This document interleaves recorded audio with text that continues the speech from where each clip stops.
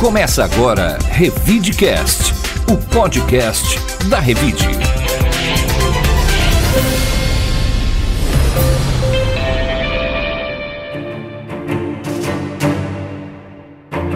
Olá, eu sou o Murilo Pinheiro, bem-vindo ao Revidecast, o podcast da Revide. Olá, eu sou a Bel de Farias. E no Revidecast de hoje você vai ouvir: A AgriShow espera faturar 15 bilhões em 2025. Estupros aumentam no primeiro bimestre em Ribeirão Preto. Câmara aprova moção de repúdio contra a Itália. A CIRP doa livros do acervo de Antônio Vicente Golfeto. Revide. A 30ª edição da AgriShow, que ocorre de 28 de abril a 2 de maio em Ribeirão Preto, espera alcançar 15 bilhões de reais em vendas de maquinário, um recorde para o evento. O montante é 10% maior que o de 2024. O público estimado é de 220 mil pessoas, 12,8% a mais que no ano anterior. Um estudo da Setur-SP aponta que a feira pode injetar até 500 milhões na economia local, beneficiando setores como hotelaria, bares e restaurantes. Durante a coletiva, a presidente da Associação Comercial e Industrial de Ribeirão Preto, Sandra Brandani, destacou que o gasto médio por pessoa triplica durante o evento. Além disso, a feira gera milhares de empregos temporários. Em 2024, cerca de 7 mil pessoas trabalharam no evento. Neste ano, há parceria com o PAT para a contratação de recepcionistas e montadores de estande, com diárias de R$ 200. Com o tema O Futuro do Agro de A a Z, a feira terá 800 marcas expositoras em 520 mil metros quadrados. Para minimizar congestionamentos, a Polícia Rodoviária abrirá uma nova faixa na rodovia e pousos de aeronaves serão direcionados para um aeródromo em Dumont. A mudança vem após um acidente fatal em 2024. Bom, Murilo, nós tivemos lá na coletiva e é certo que quando eles falam nesse faturamento de 15 bilhões, né, que seria o que a feira movimentaria, o próprio presidente fez questão de esclarecer, né? Isso são possibilidades de negócio. Então, não é que nesses 5 dias, né, vai fazer esse valor nos 5 dias, né? Eu acho que isso é importante sempre esclarecer. Porque eles fazem essa estimativa com base principalmente pelos financiamentos dos bancos que passam lá. Então, como são poucos bancos, né, nós temos 3 bancos privados e 2 bancos públicos praticamente. Mas tem todas as cooperativas lá. E tem as cooperativas também. Mas eles conseguem pegar a estimativa de movimentação de cada cooperativa, de cada banco, e aí eles fazem essa estimativa de 15 bilhões, né? Que necessariamente é isso, não significa que vai vender 15 bilhões lá. Mas só para você ter uma ideia da grandeza do número, 15 bilhões seria 3 vezes o que o orçamento da Prefeitura de Ribeirão, né? Num ano. Sim. A Prefeitura de Ribeirão tem um orçamento de 5 bilhões, isso seria o que a Prefeitura de Ribeirão gasta ao longo de um ano. É muito dinheiro, sem contar, né, o que o nosso texto aí fala, sobre que eu acho que no fundo o que mais interessa para Ribeirão, que seriam esses 500 milhões aí de impacto na economia local, né, entre bares, restaurantes, os serviços de transporte, né, e tudo mais que envolve o pessoal que trabalha lá, que envolve a feira. E por mais que a organização todo ano tente ampliar, né, as estradas, o acesso, o restaurante, banheiro e tal, é sempre uma corrida contra a demanda, né? Por mais que eles façam sempre... Mas uma outra coisa também que foi falado lá é que assim, é meio... até hoje, né, nós estamos na 30ª edição e são 32 anos, porque 2 anos durante a pandemia não teve a feira. Então essa é a 30ª edição. E uma coisa muito interessante é que todo ano faz tudo de novo, né? Então, quer dizer, por que não criar já uma feira que ficasse permanente, que pudesse ser usado na época da AgriShow e que também pudesse ser usado em outros momentos, né? Então, essa é uma discussão que, inclusive, também teve lá durante a coletiva. Esse problema, inclusive, que é o fato de um centro de eventos, né, um local para realização de grandes eventos, que é o mesmo problema do João Rock e de todos os outros eventos. Você tem que todo ano, e que encarece muito, você tem que montar uma estrutura de energia elétrica, de tudo, desmonta para no ano que vem fazer tudo de novo, né? Vamos ver se aparece aí alguma coisa da prefeitura para ter um espaço próprio para eventos aí em Ribeirão Preto. Revide. As denúncias de estupro em Ribeirão Preto aumentaram 19,2% no primeiro bimestre de 2025, passando de 26 para 31 casos, o que equivale a uma ocorrência a cada 45 horas.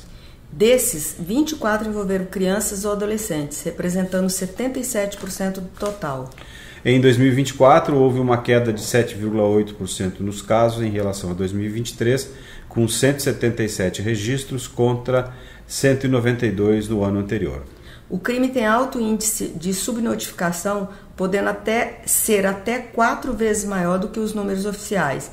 Para ampliar o suporte às vítimas, a Delegacia de Defesa da Mulher passou a atender 24 horas desde março. Bom, eu acho que isso aqui é um retrato do que está acontecendo no Brasil, né? É uma pequena fotografia de um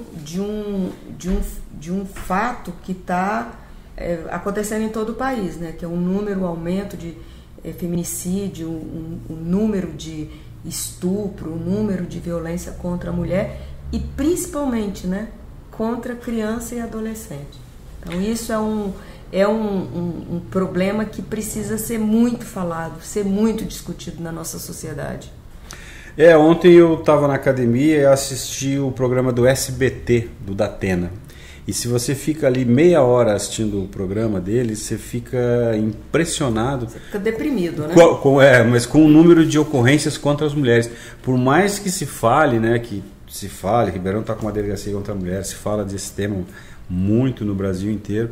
Você assiste ali um show de horrores todos os dias, de mulheres sendo agredidas, levando tiro no trânsito, em posto de gasolina. Realmente, assim, esse é um problema muito sério que o Brasil tem para enfrentar aí, que é essa violência contra a mulher, né? Por mais que se fale, parece que ainda tem um longo caminho a percorrer. Revide.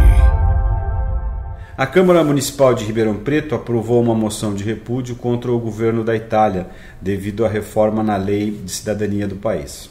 Proposta pelo vereador Daniel Gobi, a moção será enviada ao Consulado-Geral da Itália em São Paulo. A nova legislação restringe a cidadania a filhos e netos de italiano, excluindo bisneto, o que, segundo Gobi, prejudica muitas famílias da cidade. O governo italiano justifica a mudança para evitar abusos no sistema, especialmente na América do Sul. Na mesma sessão, os vereadores rejeitaram uma moção de aplauso à Faculdade de Direito da USP em Ribeirão Preto pela realização da conferência Ditadura Nunca Mais, que relembrou vítimas do regime militar no Brasil. A proposta era da vereadora Duda Hidalgo do PT e foi negada no dia 31 de março, data que marcou os 61 anos do golpe de 64.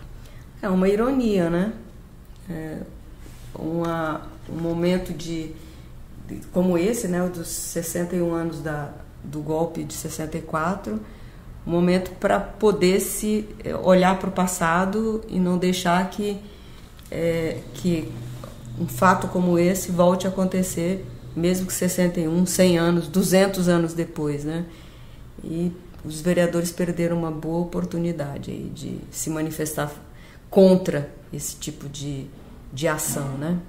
Pois mas tem um outro aspecto aí que envolve a Câmara, inclusive foi o tema do nosso editorial do nosso produtor aqui do podcast, do Paulo Apolinário, o editor da Revide Digital, que a Câmara de Ribeirão Preto tem perdido muito tempo nessas questões ideológicas, né, com a discussão tipo votar uma moção de repúdio contra a Itália, votar para questões do regime militar, e aí vem uma atrás da outra, né, uma sequência aí teve a polêmica das escolas, teve uma série de questões aí que são ideológicas e que devem ficar mais acentuadas daqui para frente.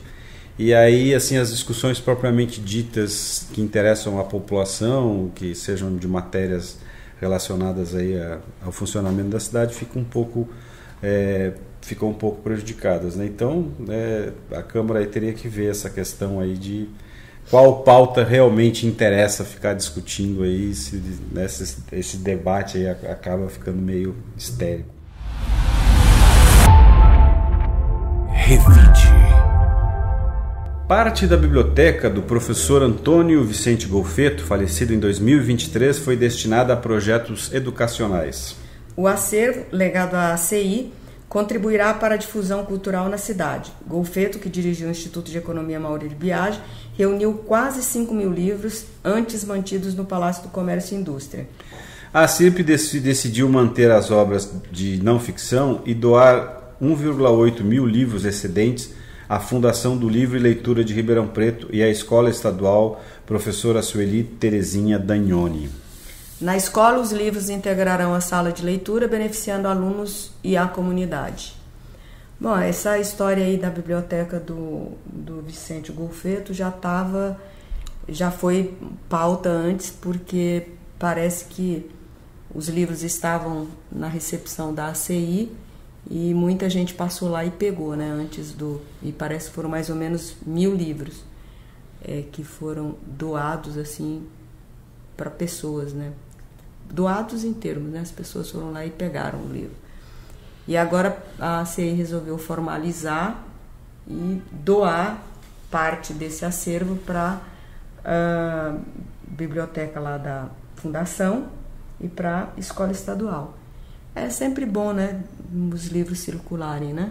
Eu acho bom, acho que até teria outra opção aí, que seria até pela vizinhança, né? A Biblioteca Padre Euclides, sei lá, que talvez pudesse ficar com parte desse acervo. De qualquer forma, livro parado em estante, num local inacessível, não resulta em nada, né? O seu efeito é zero. E acho que doar parte dos livros aí para a Fundação Feira do Livro e também para uma escola que leva o nome da Sueli Dagnoni, acho que é uma boa ideia, porque aí os livros, né, estão mais próximos de quem realmente precisa, né, que são os estudantes, e a própria Fundação Feira do Livro aí, né, que tem maneiras de disponibilizar esse acervo aí nos seus eventos e na própria biblioteca que eles mantêm na Fundação. Revide.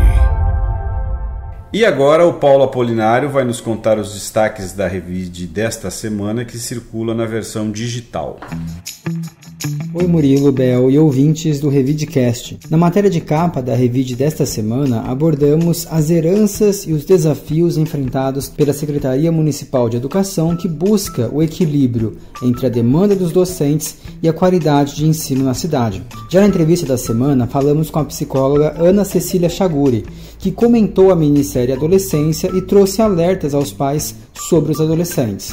Então, para saber mais detalhes sobre estas e outras notícias, acesse o portal Revide e nos siga nas redes sociais. Revide. Por hoje ficamos por aqui. Quero agradecer aos ouvintes que nos acompanham toda semana e desejar um excelente fim de semana para todos. Um bom fim de semana para todos e obrigado por nos acompanhar. Até a semana que vem. O Revidecast tem a locução e trilha de Rodrigo Leone, a edição e roteiro de Paulo Apolinário e está disponível nas plataformas de áudio Spotify, YouTube e SoundCloud. Você ouviu Revidecast, o podcast da Revide.